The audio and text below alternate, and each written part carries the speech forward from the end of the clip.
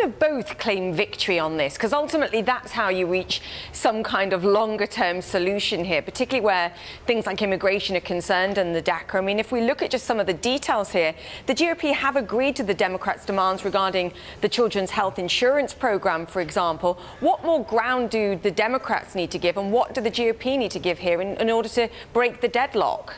Well, good question, Julia. There is a difference here between what the GOP needs and what Donald Trump needs. It looks to me as if Donald Trump is going to need something that sounds, looks, feels like the wall, his wall between Mexico and the United States, even if it's not a complete wall, even if it's just some studies, something that looks like it's moving forward. That's what Trump's going to need. For the Republicans, they're going to need something that postpones at least any action on DACA.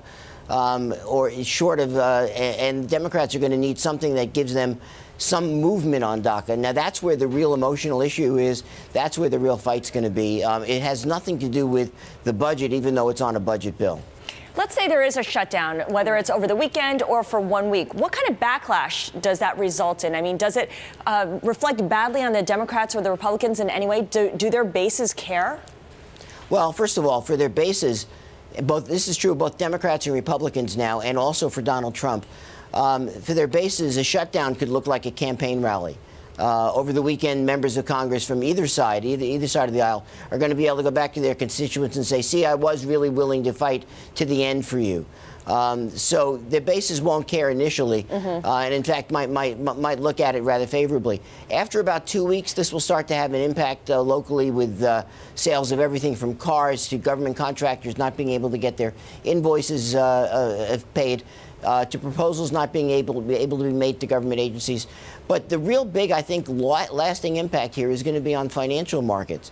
If the Congress and the president can't agree on a basic housekeeping document like the budget to keep the government open, what happens when they've got to consider the debt ceiling in March? That's going to send some chills down the spines of traders everywhere.